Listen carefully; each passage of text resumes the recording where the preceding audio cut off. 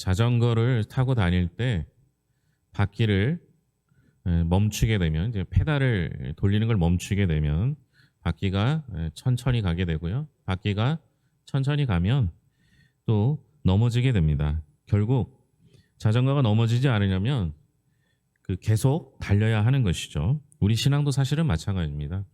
멈추면 그냥 멈추는 것이 아니라 퇴보하게 되죠. 대부분의 것들이 다 그렇습니다. 우리는 그냥 멈추면 그냥 그 상태로 멈추는 거라고 생각하는데요. 사실은 성장하거나 성숙하지 않으면 그대로 퇴보하게 됩니다. 말씀의 교훈을 통해서 신앙의 거룩함, 사랑, 품위가 한 단계 성장했을 때 안주하거나 자만해서는 안 되는 이유가 그것이죠.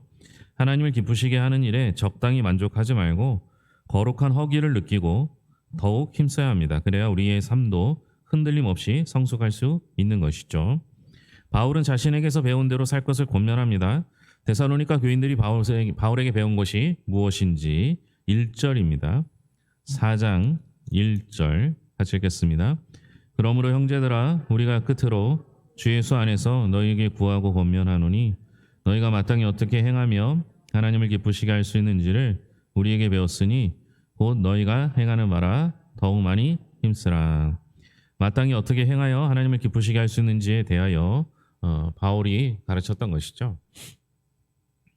우리가 이제 데살로니가 전서를 이제 9월 첫날부터 보고 있습니다. 데살로니가 전서는요, 우리가 좀 머릿속에 이제 넣고 있어야 되는 게 신약 성경 중에서 가장 먼저 쓰인 책이 데살로니가 전서입니다. 그러니까 이게 그 당시에는 구약 성경만 있었고요. 신약 성경은 없었거든요. 그래서 우리가 흔히 생각하기를 마태, 마가, 누가, 요한복음 이렇게 복음서가 먼저 써지고 그 다음부터 뭐 로마서, 갈라디아, 고린도 전후서 이렇게 쓰여졌다고 생각하는데요. 실제로는 데살로니가 전서를 제일 먼저 썼다고 봅니다. 그러니까 바울의 편지로서 쓰여진 게 제일 먼저인데요. 그만큼 바울이 데살로니가의 염려와 걱정이 있어서 그런 거예요.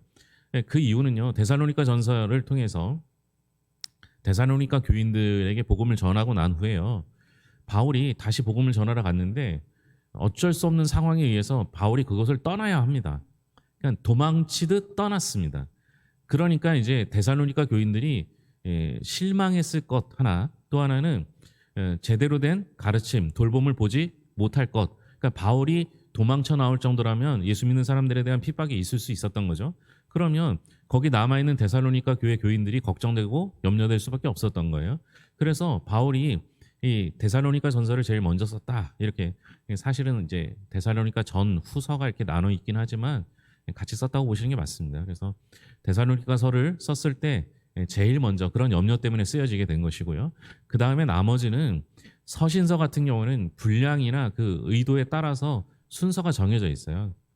그러니까 그게 성경이 쓰여진 순서라고 보시기는 어렵다는 거죠. 복음서는 후대에 예수님의 행적을 제대로 가르쳐야 하기 때문에 그 예수님의 제자들에 의해서 복음서가 쓰여진 거죠. 그러니까 순서는 그렇다. 그러니까 여러분들의 믿음을 흔들 정도는 아닐 거라고 생각을 합니다. 중요한 건 데살로니가 교회가 바울이 개척했지만 바울이 없는 상황 속에서 걱정되고 염려되었기 때문에 어떻게 지냈는지에 대한 관심이 많았던 거죠. 그런데 다행스럽게 바울이 전한 마땅히 어떻게 행하며 하나님을 기쁘시게 할 수 있는지에 대하여 전했을 때 그들이 그렇게 잘 살고 있다 이렇게 이야기를 합니다. 우리가 이제 계속 봤지만 데살로니가서 1장 9절에 보면 우상을 버리고 하나님께로 돌아와서 살아계시고 참되신 하나님을 섬기고 있다 이렇게 표현합니다. 그리고 1장 10절에 보면 예수님께서 하늘로부터 강림하실 것을 기다리고 있었던 것이죠. 이처럼 데살로니가 교회는요 3장 8절에 언급한 대로 주 안에 굳게 서 있었던 겁니다. 그러니까 데살로니가 교회가 바울은 비록 없지만 가르치는 사람이 없었지만 그들이 두 가지를 잘했는데요. 하나는 하나님께로 돌아와서 살아계시고 참되신 하나님을 잘 섬기고 있었던 거고요. 두 번째는 재림하실 예수님을 기다리는 마음을 가지고 있었던 겁니다.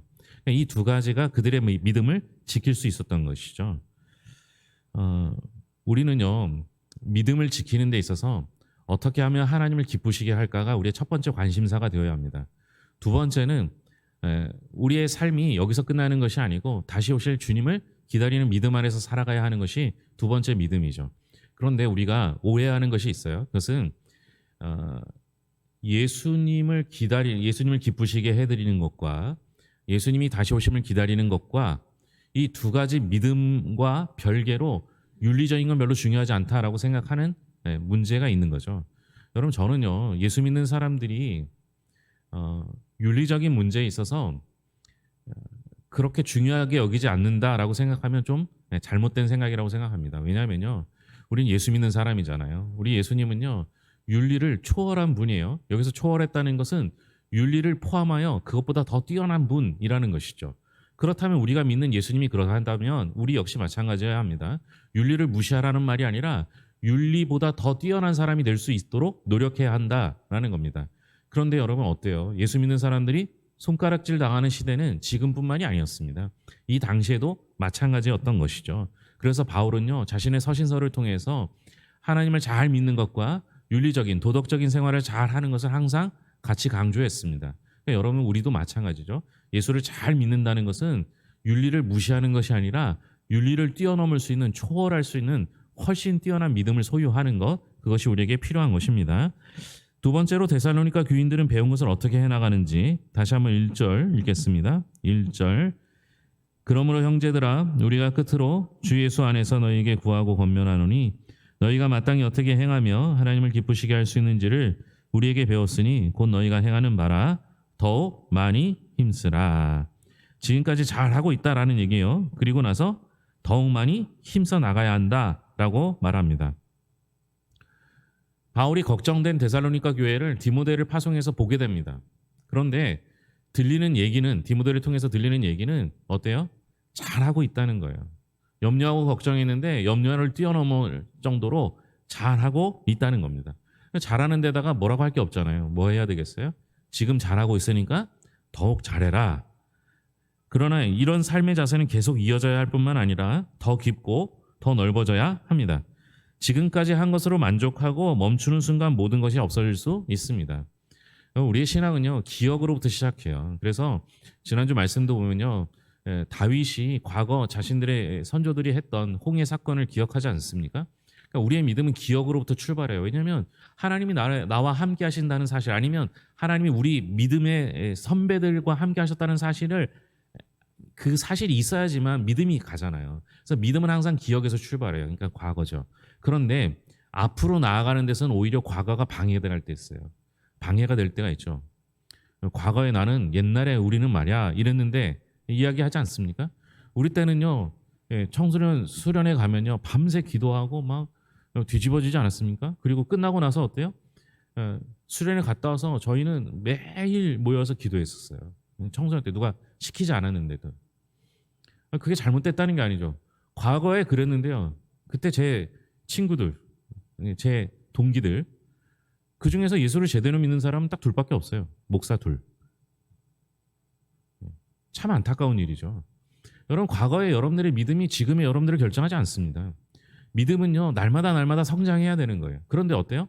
우리는 옛날에 내가 말이야 이런 얘기들로 자꾸만 내 자신의 믿음을 평가하려고 합니다. 여러분 우리의 믿음의 평가는요 여기서 받는 게 아니에요. 하나님 앞에 섰을 때 받는 거예요. 하나님께서 인정하시면 되는 거예요. 그건 되는 거죠. 내가 뭘 해놨는지 내가 무엇을 했는지 뭐 11조를 얼마나 했는지 얼마나 열심히 교회를 그게 중요한 게 아니라니까요. 그러니까 여러분 지금 믿음이 약해도 괜찮아요. 하나님이 내게 믿음 주시면요 지금보다 내일이 더 좋아질 거라고 믿는 것에 살아야 되는 거죠. 그리고 그렇게 나아가야 합니다. 멈추는 순간 멈추면서 끝나는 것이 아니라 후퇴하게 되는 것이죠. 데살로니가 교회는 하나님을 기쁘시게 하고 형제 자매를 사랑하는 교회였습니다. 바울도 이를 인정하고 더 잘하라 힘쓰라 권면했습니다. 우리 역시 마찬가지합니다. 여러분 하나님을 기쁘시게 하면서 형제를 미워하는 건 말이 안 되는 얘기죠. 두 번째로 바울은 하나님을 기쁘시게 하는 삶을 구체적으로 설명하고 있습니다. 바울은 하나님의 뜻이 무엇이라고 말하는지 먼저 3절을 읽겠습니다. 같이 읽겠습니다. 하나님의 뜻은 이것이니 너희의 거룩함이라 곧 음란을 버리고 7절입니다. 하나님이 우리를 부르심은 부정하게 하심이 아니요 거룩하게 하심이라. 바울이 말한 하나님의 뜻은 거룩함이에요. 거룩함.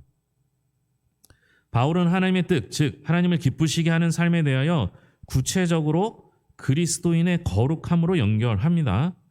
거룩함을 다양한 의미로 해석할 수 있지만 바울은 음란을 버리는 일과 관련되어 설명합니다. 오늘날 우리에게 음란은 분명히 도덕적으로도 사회적으로 문제였지만 로마 당시 사회에서는 좀 달랐습니다. 이게 이제 이해가 잘 안 되는 거죠. 근데 로마 2세기 로마 시민이자 그리스도인은 아니었던 디오그네투스는 당시 그리스도인에 대해서 이렇게 묘사합니다.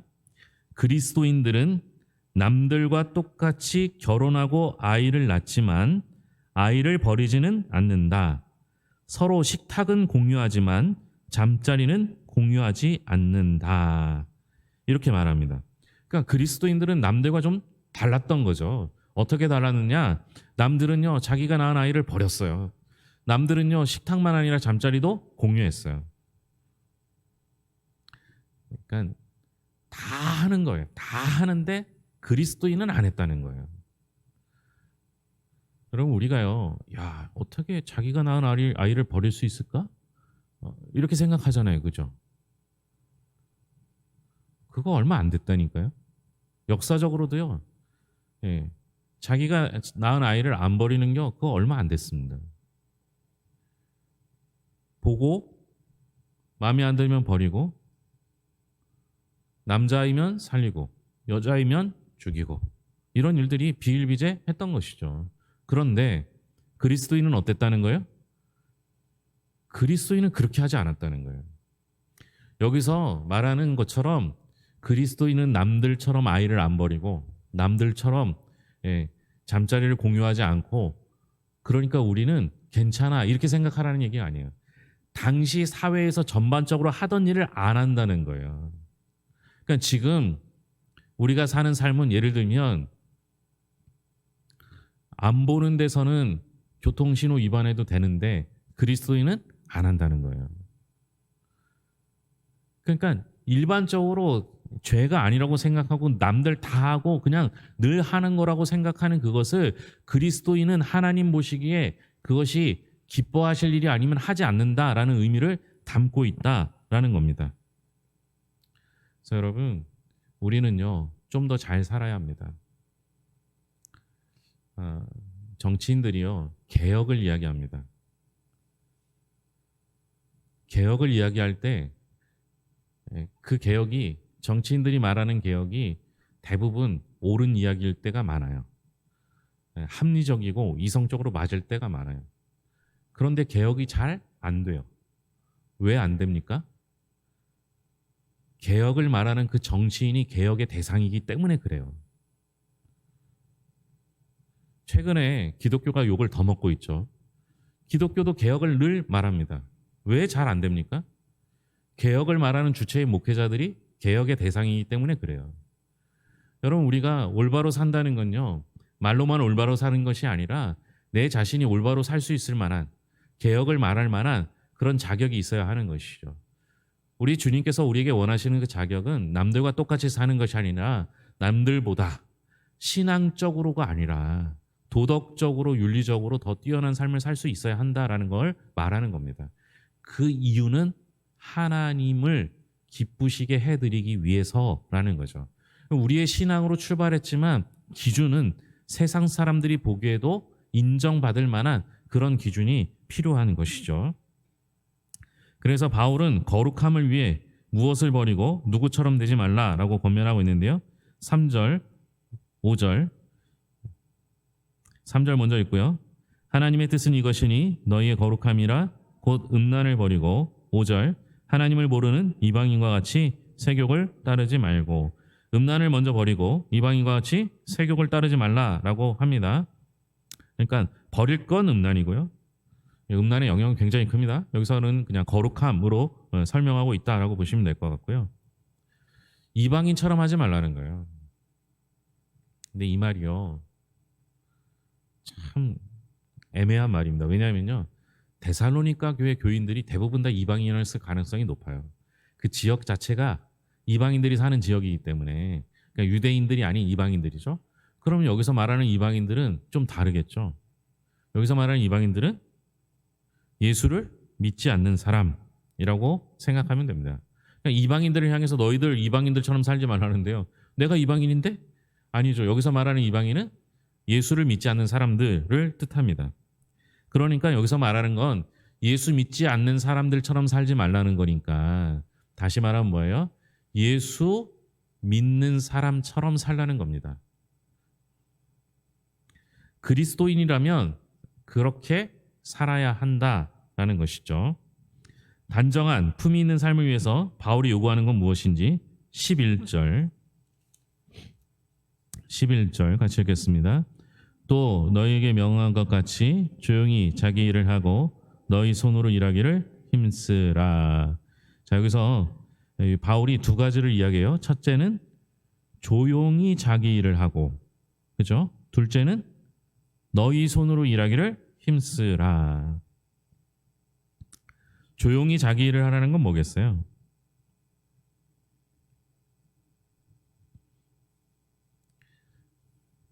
이게 교회 안에서 일을 하다 보면요, 내가 하는 일만 대단하다고 생각하는 경우가 많아요. 그렇죠? 내가 식당 봉사하면 식당 봉사가 대단한 거고요. 내가 나가서 전도하면요, 전도하는 일이 최고고요. 내가 여전도의 일을 하면요, 여전도의 일이 최우선이라고 생각하는 거예요. 그런데 중요한 건 뭐예요? 교회 안에는 모든 일이 다 중요해요.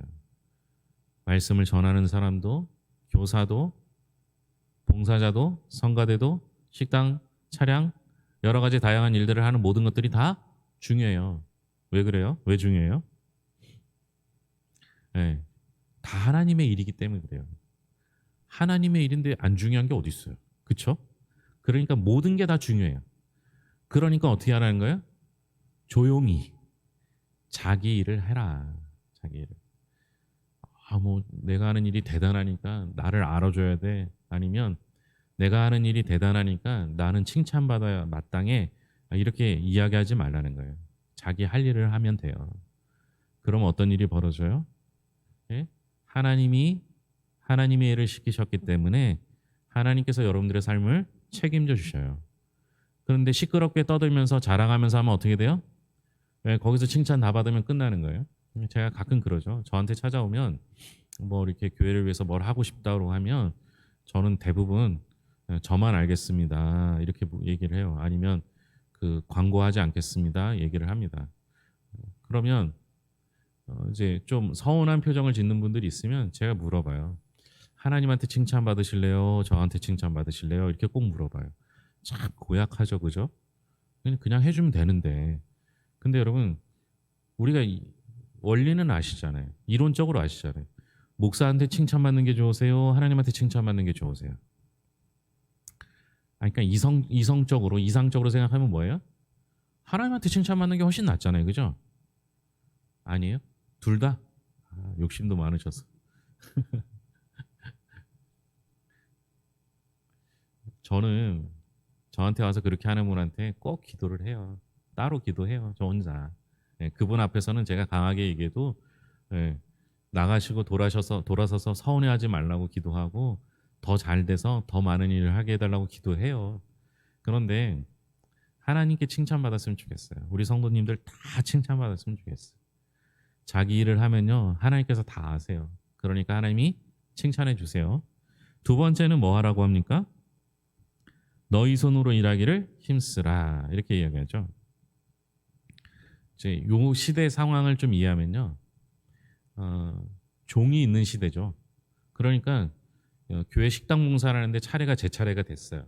그래서 내가 막 자랑하면서 이번에는 특식을 준비하겠습니다.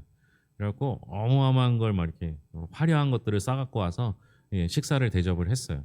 근데 누가 했어요? 음식을? 종이 다 한 거예요. 그러지 말라는 거죠. 너희 손으로 직접 하라. 여기는 무엇을 의미하고 있어요? 종도 주인도 다 하나님의 자녀임을 포함하고 있는 거예요. 그러니까 여러분, 이 당시 사람들에게 내가 말로만 하지 말고 네가 직접 해라. 종시키지 말고 네가 직접 해라.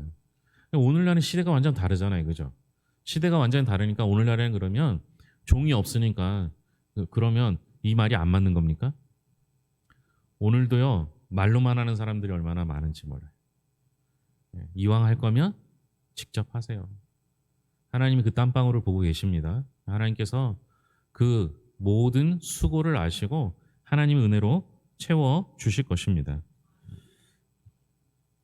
이 모든 과정 속에서는요, 공동체를 중요하게 생각해요. 시끄럽게 자기 일 안 하고 남한테 가서 내 자랑하고 남에게 참견하는 사람이 있고요. 그리고 일은 안 하면서 다른 사람 시키길 좋아하는 사람들이 있어요. 그런 사람들이 있으면 공동체는 어떻게 돼요? 반드시 문제가 생겨요. 그래서 이 말은 지금까지 지키는 신앙생활뿐만 아니라 공동체 안에서 서로를 존중하는 태도를 의미합니다. 그리고 이렇게 훈련된 사람들은 교회 밖에서 나가서 새는 바가지가 안 돼요. 교회에서는 믿음 좋다라고 평가되는데 교회 바깥에 나가면 정말 세상 속에서는 똑같이 나쁜 일하고 나쁜 말하고 심지어 사기나 악한 일을 하는 사람들을 보게 되지 않습니까? 예수 믿는 사람인데도 불구하고. 그렇죠? 그러니까 여러분 교회 안에서 서로를 존중하고 서로를 사랑하며 서로를 도와주는 그 은혜가 있어야 합니다. 그러면요. 나가서도 문제를 일으키지 않는 거죠. 사도 바울이 원하는 건 교회 안에서뿐만 아니라 교회 밖에서도 인정받는 삶을 살라라는 겁니다. 교회 밖에서 인정받는 삶을 산다면요. 교회 안에서도 반드시 인정받게 되어 있습니다. 더불어 하나님께서는 교회 안에서뿐만 아니라 교회 밖에서도 인정받는 삶을 통해서 모두에게 인정받는 삶을 살 때 하나님께서도 인정해 주시고 축복해 주실 거라고 말씀하고 계십니다. 이것이 성숙한 그리스도인의 삶입니다. 두 바퀴로 가는 자전거는 네 바퀴로 가는 자동차와 다릅니다. 네 바퀴는 그냥 서 있어도 넘어지지 않지만 두 바퀴는 서 있을 수가 없습니다. 결국 두 바퀴로 가는 이 자전거는 반드시 페달을 밟아 가야 하는데요. 그러기 위해서는 멈추지 않는 것이 굉장히 중요합니다. 그 두 바퀴는 교회 안에서의 삶과 교회 밖에서의 삶이라고 말하는 이들도 있고요. 헌신과 봉사라는 의미로 설명하는 이들도 있습니다. 무엇이든지 간에 여러분 최소한 멈추지 않는 것. 그래서 우리가 오늘보다 내일 더 나은 그리스도인이 되는 것. 교회 안에서뿐만 아니라 교회 밖에서도 인정받는 삶으로 살아가는 것. 그것이 저와 여러분들 모두에게 있기를 소망합니다. 기도하겠습니다. 하나님 아버지 감사합니다. 어려운 상황 속에 놓인 데살로니가 교회가 믿음을 지킬 수 있었던 이유는 하나님을 신뢰했기 때문입니다. 어떻게 하면 하나님을 기쁘시게 할지, 어떻게 하면 다시 오실 주님 앞에 부끄럽게 서지 않을지 염려하며 늘 지금 거룩한 삶을 사는데 최선을 다했습니다. 하나님 아버지, 우리에게도 동일한 은혜를 허락하여 주셔서 오늘 하루를 최선을 다해 살게 하시고 오늘보다 더 나은 내일을 꿈꾸게 하시며 하나님 앞에서 부끄럽지 않은 일꾼으로 인정된 자로 자신을 드리기를 힘쓰는 성도들이 되게 하여 주시옵소서. 하나님 아버지, 세상의 풍조에 따르지 않게 하시고 오직 예수 그리스도를 믿는 믿음 안에서 세상의 도덕과 규칙과 윤리를 뛰어넘을 수 있는 더 뛰어난 믿음의 사람들이 되게 하여 주시옵소서. 예수 잘 믿고 신앙생활도 잘할 뿐만 아니라 세상 속에서도 인정받는 성실한 그리스도인이 되게 하여 주시옵소서. 오늘 여러 가지 모양으로 주의 전에 나와 예배하는 이들 주님께서 돌보아 주시옵고 마땅히 우리 교회가 품어야 될 이 괴산 지역을 잘 품고 괴산을 위한 일들을 잘 감당케 하여 주시옵소서. 때로는 억지를 부리는 이들을 만나기도 하고 때로는 힘들게 하는 이들을 만나게 할 때도 있지만 그러나 예수님께서 그런 나를 사랑해 주셨듯이 우리도 예수님의 사랑을 품고 지역을 잘 품고 이해할 수 있는 넉넉한 마음을 허락하여 주시옵소서. 이제 이 지역에 축제가 있습니다. 하나님 아버지, 흥청망청 노는 축제가 아니라 지역을 살리는 축제가 되게 하여 주시옵고 하나님 아버지, 우리가 좀 불편하더라도 다소 이해하며 우리 역시 함께 협력하는 교회가 되게 하여 주시옵소서. 예수님의 이름으로 기도합니다. 아멘.